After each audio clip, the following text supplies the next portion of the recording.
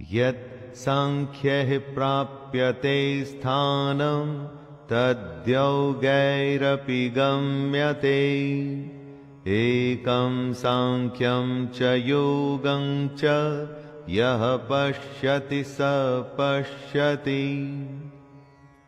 परम धाम यानी सदगति, final destination, ज्ञान योगियों को भी प्राप्त होता है और कर्म योगियों को भी। इसलिए समझदार को ज्ञान योग और कर्म योग को एक ही समझना चाहिए।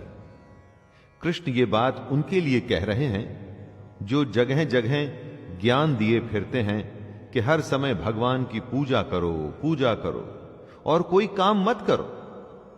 यह पाखंड है दोस्तों। जैसे ज्ञान योग एक रास्ता है, वैसे ही कर्म योग से भी आप मंजिल को पा सकते हैं।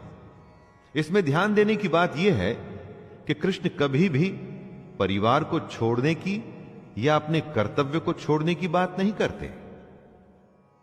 संन्यासस्तु महाबाहो दुःखमाप्तु मयोगतः योगयुक्तो मुनिर्ब्रह्म न चिरेणाधिगच्छति। कृष्ण अर्जुन को कर्म योग की अहमियत को समझाते हुए कहते हैं कि सन्यास का अर्थ है, अगर ज्ञान योग में भी कर्म योग का सहारा लोगे तभी तुम दुनिया के पचड़ों से ऊपर उठ के और सच्चाई को जान पाओगे।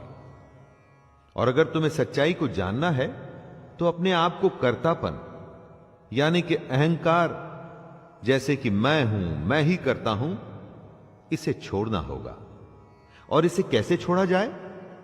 अपनी इंद्रियों को वश में करके, फल की इच्छा को पूरी तरह से त्याग करके, कर्म को करके उसे भगवान को सौंप के अहंकार छोड़ा जा सकता है। अगर आपने ज्ञान योग का सहारा लिया तब भी ये कर्मयोग तो आपको करना ही होगा।